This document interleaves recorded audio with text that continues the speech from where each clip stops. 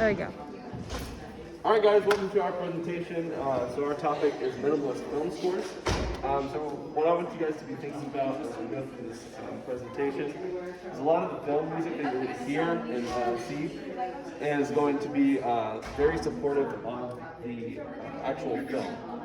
So there's not going to be a lot happening. You wouldn't probably want to listen to these scores on their own because it'd probably get boring. So that is like the key part of these film scores. So starting off with Vertigo. So this is a psychological thriller movie. The topic of the movie is the main character of the movie is trying to prevent his wife from committing suicide. So it's a psychological thriller. A lot of what's happening in the score by Bernard Herrmann is he's going to have a lot of repeated phrases, repeated rhythms.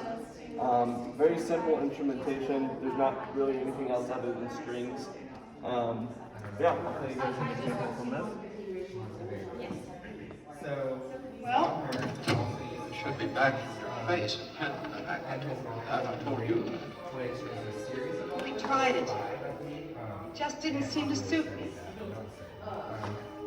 And throughout those five, there are musical concepts that are present throughout all. That's all the instrumentation that there is. And they all mean the same thing. They all build off of each other. So it's Alright, moving on. Okay, so about 20 years later, the film Halloween came out. Everybody knows this film, you know, good old serial killer horror movie.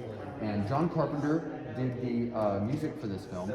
And this film, in this film, he uses minimalist techniques such as irregular meter and simple repeating melodic lines.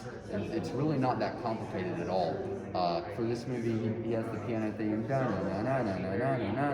Everybody knows that, you know. And so he uses this.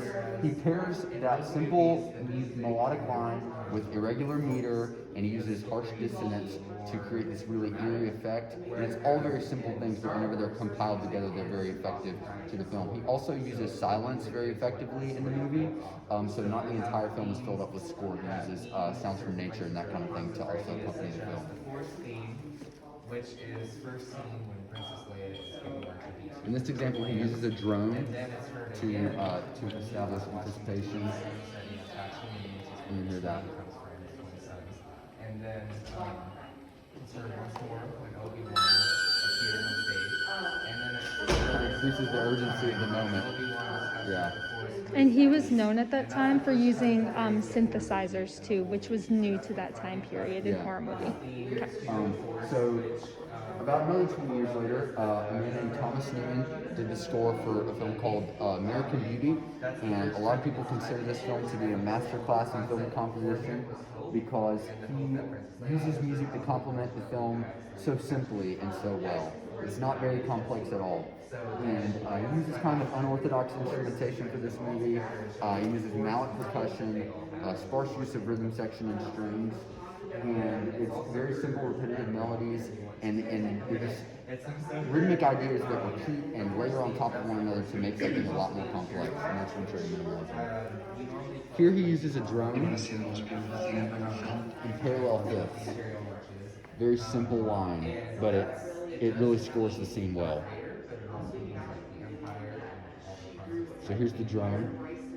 and then it also shows chronological ideas because the movies, as you'll know, 4, 5, And parallel 6, fifths. 4, 1, 2, 3. So our next film is called There Will Be Blood. This is by Johnny Greenwood, which I don't know if you guys know anything about Johnny Greenwood. He's a guitarist from Radiohead. So in this score, he uses a lot of just pretty soundscapey type sounds. Here is an example. So this is actually an Arvo Pärt piece. So it's very, I mean, that's minimalism. So let's play this real quick. You'll just hear a cello arpeggio, and that's really all it is. It changes chords.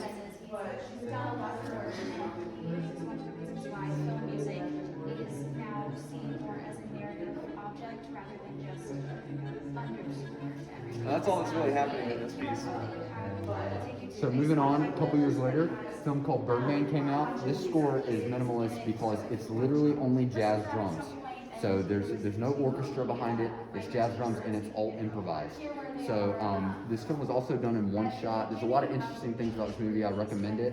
But yeah, it's only drum set, and so the instrumentation itself is pretty minimal. Context to symbolize places and What do you think? Everybody's back. Larry needs to see him for a film. I'll take that as a yes.